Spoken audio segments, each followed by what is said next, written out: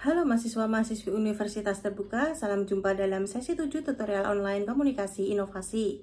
Pada sesi ketujuh kita akan membahas mengenai sistem komunikasi inovasi. Sistem komunikasi inovasi adalah sekumpulan unsur atau elemen yang saling berkaitan dan saling mempengaruhi, serta terintegrasi serta berfungsi bersama untuk outputnya mencapai suatu tujuan pembaruan atau perubahan dalam aspek-aspek perilaku.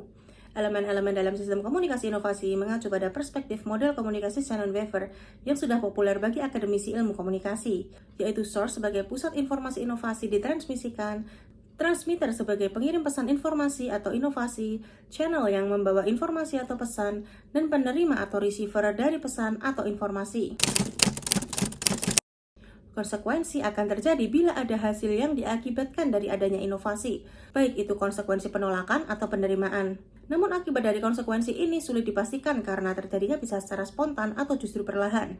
Memperkenalkan suatu inovasi bukanlah pekerjaan mudah. Banyak faktor yang akan terdampak seperti ekonomi, sosial, psikologi, sehingga sulit untuk memperkirakan akibat dari penerimaan suatu inovasi. Belum lagi konsekuensi tidak dapat dihindari dari budaya dan nilai-nilai yang melekat di dalamnya. Faktor-faktor lain yang dihadapi dan bisa mempengaruhi proses penerimaan inovasi, contohnya perubahan iklim, bencana alam, peraturan pemerintah, dan masih banyak lainnya. Walau tidak dapat diprediksi dengan cepat, konsekuensi inovasi dapat dikelompokkan dalam 3 kategori berikut. Pertama, konsekuensi yang diharapkan atau tidak diharapkan. Kedua, konsekuensi langsung dan tidak langsung. Ketiga, konsekuensi yang dapat diantisipasi dan tidak dapat diantisipasi. Konsekuensi inovasi terhadap suatu organisasi. Setiap organisasi punya pandangan yang berbeda terhadap perlunya inovasi. Hal penting yang harus dipelajari sebelum mengambil inovasi adalah kemanakah tujuan kita sehingga dapat menentukan strategi, perencanaan, dan visinya. Dua kondisi yang harus selalu dihadapi organisasi yaitu efisiensi dan menciptakan sesuatu yang baru atau inovasi. Untuk mencapai suatu visi dalam mengambil langkah perubahan, inovasi akan menjadi pertimbangan.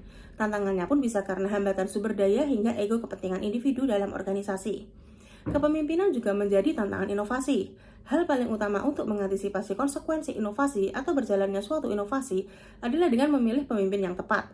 Selain itu, ikatan budaya, proses dalam mewujudkan inovasi itu sendiri, dan bagaimana lingkungan kerja juga menjadi tantangan dari suatu inovasi.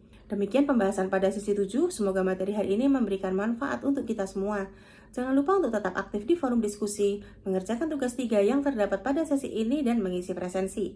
Sampai jumpa lagi pada sesi selanjutnya. Akhir kata, wassalamualaikum warahmatullahi wabarakatuh.